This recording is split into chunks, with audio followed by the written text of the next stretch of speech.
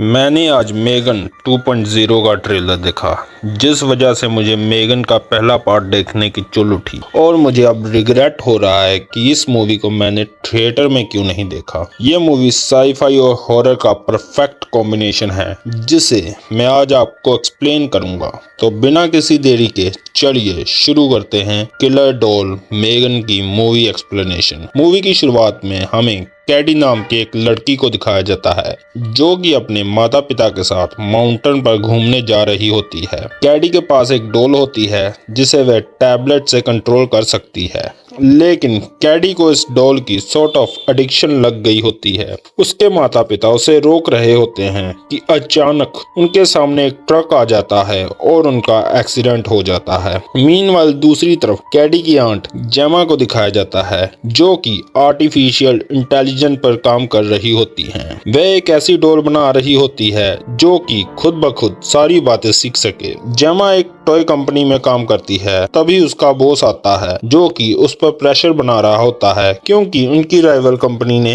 एक ऐसा toy launch कर दिया होता है जो कि इंस्ट्रक्शन पर काम करता है। लेकिन जेमा कहती है कि वो जो टॉय बना रही है उसे कोई कॉपी नहीं कर सकता। तभी वो अपने बॉस को एक डॉल दिखाती है जिसका नाम मेगन होता है, पर डेमोन्स्ट्रेशन के दौरान कुछ तकनीकी खराबी होने की वजह से डॉल का सर ब्लास्ट हो जाता है, जिस पर जेमा का बॉस उसे बहुत डांटता है और उसे किसी और प्रोजेक्ट पर काम करने के लिए कहता है। फिर उसका बॉस वहां से चला जाता है। कुछ ही मिनटों बाद जेमा को हॉस्पिटल से कॉल आता है कि उनकी बहन और उसके पति का कार एक्सीडेंट में मौत हो गई है, लेकिन उनकी डॉटर कैडी किसी तरह से बच गई है। समय बीतता है और कैडी को जेमा हॉस्पिटल से डिस्चार्ज करके अपने साथ रहने के लिए ले आती है, क्योंकि उसकी परवरिश की जिम्मेदारी अब जेमा पर होती है। लेकिन एज एक्सपेक्टेड, जैसा ऐसी फिल्मों में होता है, उन दोनों की ज्यादा आपस में बनती नहीं है। कैडी के घर रहते हुए जेमा काम पर नहीं जा पा रही होती, इसलिए उसे इस बात का भी डर होता है कि कहीं उसे नौकरी से हाथ ना धोना पड़ जाए। अगले सीन में एक थेरेपिस्ट भी उनसे मिलने आती है। वह ये देखना चाहती है कि जेमा कैडी का ध्यान ठीक ढंग से रख रही होती है कि नहीं। अगले सीन में जेमा अपने रूम में काम कर रही होती है कि तभी कैडी एक ड्राइंग दिखाने के लिए उसके पास आती है। ये पहली बार था कि दोनों में अच्छे से बात होती है। तभी कैडी जेमा के रूम में एक रोबोट देखती है। कैडी के पूछने पर जेमा कहती है कि ये रोबोट उसने साइंस प्रोजेक्ट जीतने के लिए बनाया था, जिसे स्पेशल ग्लव्स पहनकर कंट्रोल किया जा सकता है। ये रोबोट कैडी को बहुत ही फैसिनेटिंग लगता है। कैडी कहती है कि अगर मेरे पास ऐसा टॉय हो तो मुझे और कुछ भी नहीं चाहिए। ये बात जेमा को मोटिवेट करती है और वह अपने दोनों असिस्टेंट के साथ मिलकर मेगन टॉय को कंप्लीट कर देती है। डेमोन्स्ट्रेशन के लिए वे अपने बॉस को बुलाती है। उसका बॉस देखता है कि मेगन एक रूम में बैठी है। तभी जेमा कैडी को मेगन के पास लाती है और उसे ऑन करती है। मेगन और कैडी पहली बार मिलते हैं। जेमा कहती है कि मेगन एक बहुत ही एडवांस रोबोट है जो कि खुद ब खुद चीजें सीखती है, और वह कैडी को मेगन का प्राइमरी यूजर बना देती है। मेगन कैडी के साथ बिल्कुल इंसानों की तरह बात करने लगती है और उसका एक हूबहू स्केच भी बना के देती है। ये देखकर जेमा का बॉस खुश हो जाता है और कहता है कि इससे एडवांस टॉय तो कोई बना ही नहीं सकता, और बच्चे इस टॉय के बाद कुछ और नहीं मांगेंगे। तुम इसे पूरा करो, फिर हम इसका प्रोडक्शन स्टार्ट करते हैं। जेमा मेगन को अपने साथ घर ले आती है। मेगन कैडी को ऑब्जर्व करती है और उसकी हर बात का ध्यान रखती है और उसे हर बुरी आदत के लिए टोकती है, जैसे कि फ्लश न करने पर या हाथ न धोने पर, और वह उसका होमवर्क भी करवाती है और उसे रात को सोने से पहले कहानी भी सुनाती है। अब जेमा भी पूरी तरह से रिलैक्स होती है, क्योंकि उसे कैडी की फिक्र करने की कोई जरूरत नहीं पड़ती। कैडी मेगन को पाकर बहुत खुश होती है। वह उसके साथ ज्यादा से ज्यादा टाइम स्पेंड करने लगती है और उसे टिकटॉक पर डांस करना भी सिखाती है। लेकिन जेमा की असिस्टेंट टेस कहती है कि ये गलत है। मेगन बच्चों को एडिक्टेड बना देगी और बच्चे उससे वो सब सीख रहे हैं जो उन्हें अपने माता पिता से सीखना चाहिए, और पेरेंट्स और बच्चों के बीच दूरियां आ जाएंगी। लेकिन जेमा उसकी बात को अनसुना सुना कर देती है। तभी कैडी के माता पिता की बात निकल आती है, जिससे मेगन को मौत का पता चलता है। लेकिन जेमा कहती है कि तुम्हें ये सब नहीं सोचना चाहिए, तुम्हारा सिर्फ एक काम है, वो है कैडी को प्रोटेक्ट करना। और फिर वह मेगन को टर्न ऑफ कर देती है। अगले दिन कैडी गार्डन में खेल रही होती है, तभी उसका तीर नेबर के घर में चला जाता है। मेगन तीर लेने के लिए जाती है, लेकिन नेबर का कुत्ता उस पर हमला कर देता है। फिर कैडी भी उसे छुड़ाने के लिए जाती है और वह कैडी के हाथ पर भी काट लेता है। कैडी की आवाज सुनकर जेमा घर से बाहर निकल आती है और नेबर से कहती है कि तुम्हें अपने कुत्ते को बांध कर रखना चाहिए। लेकिन नेबर,